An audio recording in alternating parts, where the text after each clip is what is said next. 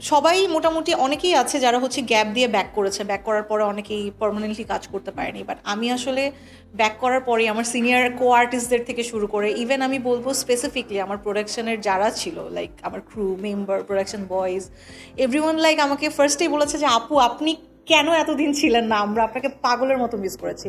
So এইটা আসলে আমার কাছে অনেক বড় একটা পাওয়া, মানে আমার কাছে মনে হয় যে লাইফ অ্যাওয়ার্ড সার্টিফিকেট এগুলো আসলে ঠুনকো, এগুলো আসলে মানুষ চাইলেই অ্যাচিভ করতে পারে, বাট মানুষের মনে ভালোবাসা অ্যান্ড দাগ কেটে থাকা এটা আসলে অনেক প্রেশাস, এটা সবাই পারে না চাইলেও।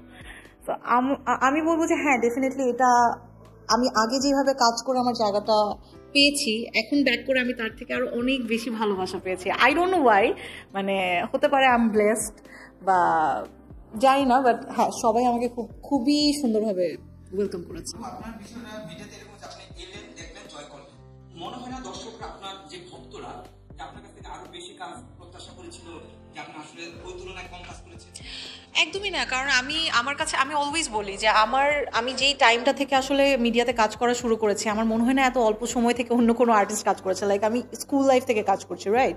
অ্যান্ড এলেন দেখলেন জয় করলেন, হ্যাঁ এটা আমি অনেকটা বলবো I am really blessed, because আমার আসলে কখনো কোনো প্ল্যান ছিল না আমি মিডিয়াতে কাজ করব। আমি নাচ করতাম, আমি নাচ থেকে হঠাৎ অমিতাভ রেজা ভাইয়া আমাকে নোটিস করলো, বিকজ আমার চুল অনেক লম্বা ছিল, দেন একটা সানসিল্কের শ্যুটের জন্য নর্মালি আমার ছবি তুলে নিয়ে গেল, ওটা থেকে আমার বিলবোর্ড হয়ে গেল। অ্যান্ড টুকটাক এই অমিতাভ রেজা, মোস্তফা সারোয়ার, ফারুকি, মানে they are definitely something big. And Amitabh Reza, Farooki ভাইয়া, এদের উপরে তো আসলে অন্য কেউ নেই ওই সময়, এখনও আমি মাস্ট বলবো। তো তাদের হাত ধরে জার্নিটা যখন আমার স্টার্ট হয়েছে, আমার আসলে কখনো পিছনে ফিরে তাকাতে হয়নি। আর যেটা বললাম যে আমার আসলে কখনো প্ল্যান ছিল না, তো দর্শকের ভালোবাসা অ্যান্ড আমিও মনে হয় একটু ভালো কাজ করতে পেরেছি সব কিছু মিলে আর কি। আর মাঝখানে দর্শকের যদি এটা মনে হয়ে থাকে, আমার মনে হয় না যে আমার মতো এত একচেটিয়া কাজ কেউ করেছে। এখন প্রত্যেকটা আর্টিস্টের লাইফেই তো পার্সোনাল লাইফ বলেও একটা জিনিস থাকে। সো আমি যদি আমার পার্সোনাল লাইফে ঠিকঠাক না থাকি, পার্সোনাল লাইফকেও তো একটু টাইম দিতে হয়। যখন আমি আমার পার্সোনাল লাইফে ঠিক থাকবো তখনই তো আমি কাজ করতে পারবো। সো এটাই। ব্যক্তিগত জীবন আর ক্যারিয়ার জীবন দুটো মানে সমন্বয় করা কি আসলে একজন আর্টিস্টের জন্য সহজ? হ্যাঁ ডেফিনেটলি, ওয়াই নট? কারণ শুধু আর্টিস্ট কেন, আমি বলবো যে যারা ওয়ার্কিং মেন বা ওমেন আছে তারা সবাই তো কর্পোরেটেও কাজ করছে, তাদের পার্সোনাল লাইফও আছে, আমাদেরও সেম। বাট আমাদেরটা একটু ডিফিকাল্ট, কারণ আমাদের আসলে কোনো টাইম স্পেসিফিক নেই। যেমন আমরা এখন ঈদের কাজ যেগুলো করছি, নাটকের শ্যুটে দেখা যায় আমাদের কল টাইম থাকে রাত সকাল 8টায়, আমাদের শুটিং প্যাক আপ করতে করতে হয়ে যায় রাত 12টা, 12:30, কখনো আছে যে 1টা, 1:30, 3টাও বেজে গিয়েছে।